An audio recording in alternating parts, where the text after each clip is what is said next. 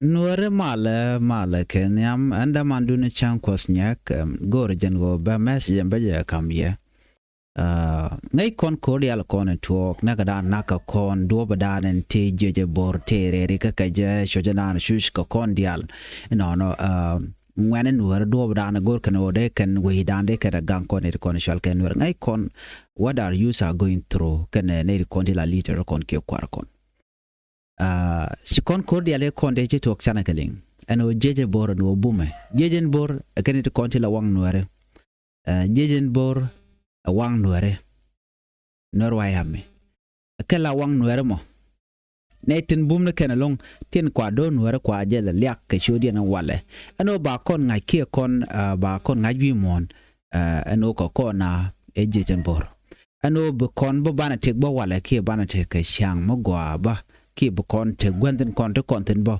ejejen bor jiram mo bo position dana titeno me kebe mo gwa dan titeno jegi ka kwi jejen bor ko me ken jejen bor kan kor kan kanater che dem jak in the beginning ken ni dit ken gwadi de ken in the shop ten point do jengo ajin che jin kona rami mola jejen bor la nuer wayame ke jejen bor ken kanei te gang kan which nuare so you are part of it eno gangi we nuare she mo kwa force ni jikaje your responsibility as a youth to protect your people, protect cattle, and protect everyone, including all your family. And again, we could don't worry. Name la dan kondial. No bandoran banaja gang alan ngane ala dan koni to kondi shal ken nuare ngane nuare jisen bor. So a jin jisen bor shuje peru okay? A jin jisen bor. Tika social media yod mai gwa dan titina melade mokeli o jin jisen bor. Shana mokule lengwasa me. Kwarkon Gorkan gang. Of course, ngay kon nete ngwan me dong cha kwar ya kwanye lo kwar. An kwar mo la ja lat ka jor la ja palke. Can we not protect our leaders as Norius? Shukon when ngan kon kwar kon yukon ga degang. Ko ngay kon an tam ja kwar cha ya kwany and then bana kwar mo bana je gujeno chetin kon gor kon ke shekalet kenyam amena rach ke kwar ano kwar la de ngu kenyam kwar la de go jo me be ke community de bejeling be me de which de jenek bejeling be chonkel ke dore jen boy jaram kel dan le decision tin konde na on yam keja so lat kwar kele benwari bakalok especially let's say metal people be provide metal road duop bakari aleka metal dwelwal hospital dwelwal bajari aleka metal dwel gora dwel gorka bajari aleka metal organization teachben be gorno kan guard which wanamo tina gan ware bika lat biken ka jeka kan de kontin ba prioritize kenyam ko bika lat which biken kalat so milla de rada dieneka milang wed nuara ki ngwan nuare nyu de jeno leda community ka so kan all this service mi ku kwer ko kalat especially kwer mi tegri mi chito bo kona peer kenyam kwerbo minge jeno rami mo mi cha go nke chak ke cha jogo no tem jem cholat kwer point be benyal be go chi jiya ga bajari aleka ko che gorro jen baja kwet baja lat ka wrong side of the story no jen chen war yegalele tegalede ka so kwermo dare yikchar mi kwermo ga bagalalet ban mi kwermo jak an kwermo jega pan so ronga ko jen de jawoch bat chana kulo right gwata mi kwermo let mo gwa kon ngane nuare de ko dan teje no nene can we not protect our leaders who are useful okay til waka kon kaja kan kon ko be kon feel alive ano ko kona ano te kon kalwang en kan kwar chit ko to chi kon gade lok ano kwar mi bana lana je jor kwar mi mo bana lung ne je lora ban ka jano tele mi jeng mi salat go no dob dan de na on yam ke je fight ke kwidu fight ke kwida fight ke kwidor so kwar mo chi kon de chonga je kel de kon chonga je ke but chana mi chitne me chana jenen kwar no be jek sometime con content la use ke ngwan te kon ke teten ba ko di mi chu kwar mi cha kan don kan ju mo kala don je lo no mo je lat ke chu kwar ngwaza mo don kan men je dan gu je no de lat ken area leka and then bi gor no jin bi jer pal ke bi lat jor. For example, don't you go no der den ka yo, you go don't take ko kien der lat ke che yo no te ke nyen community ka ke che go no de yen ngwan yen ke share kel. Then from there, what will happen to you? Bi go no jin bi kwar mo bi je pal for your own good. Bi kwar mo bi je betray. No, e ko che yo pen dor. Gore je no der ander a chere. Kane ko kien chu chere la dundu mandan embe ke je. Meni charbe. Kane te ko kien content ko le serve.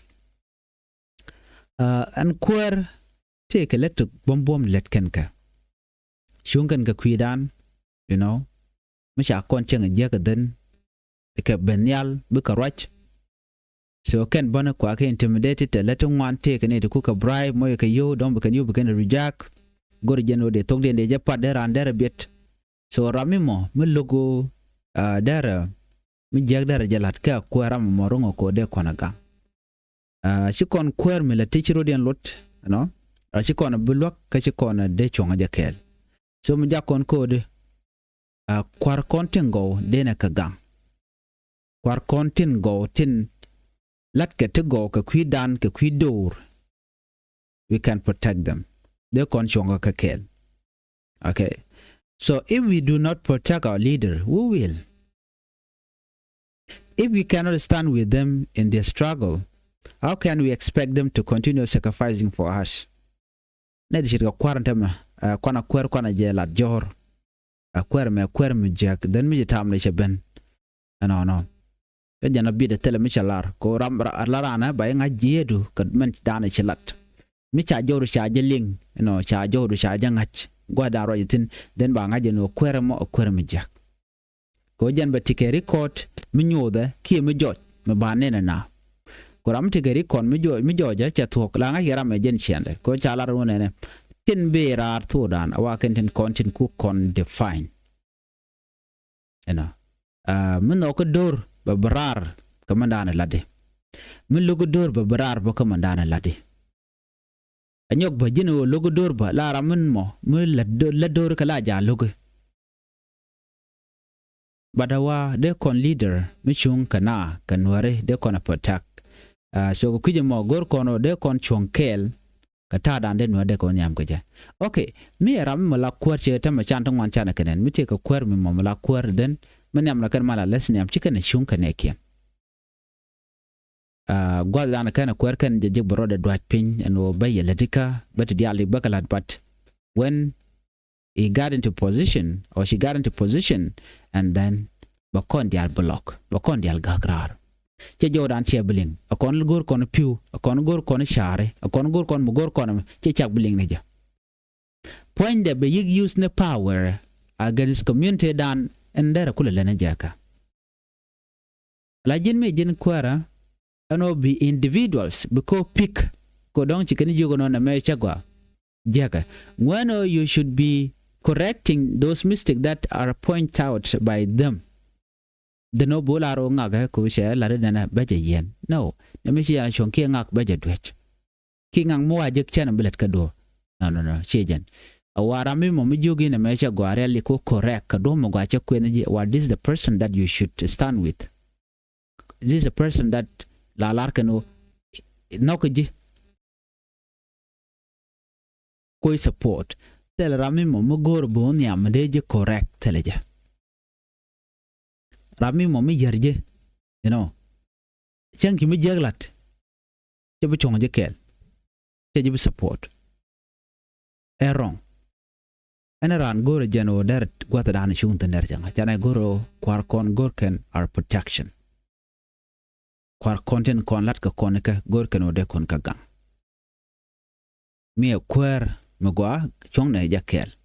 Mi kwer mi jeka kon chichung ka jakel but kwer mu gano bana la ne jor ka tel mi jeg mi chalat ne ka jor ko ri ala nga ye ga jod nat mi tere mi jitu wata ma ka jin kwar ga tele mi chilat ka community na tele jo mi chito bai defanyo jira mi je ko tika power tika long mi dere right ke je we mona right corner cha information di ala kon to wa kan kwana la tegon ano ba jin nok nok je kamandan jo ndan bi rar ke je but ano be stand back watching your community being slaughtered nakake lot ke je so you are not a leader. So leader is someone who stand with this community. In our time, gwada dan shushka, gwada dan in tegrading ne, bajor be dil to. So ram ba chole kwar muga. So when gang ne kwartin konte lat ka goy. Jen do dan ban woni am ko je keep community dan bon yam ko je. Wan me kwar mi chore lut a lar ka jen wo mlede mo jeka. So baroda leli baroda gang.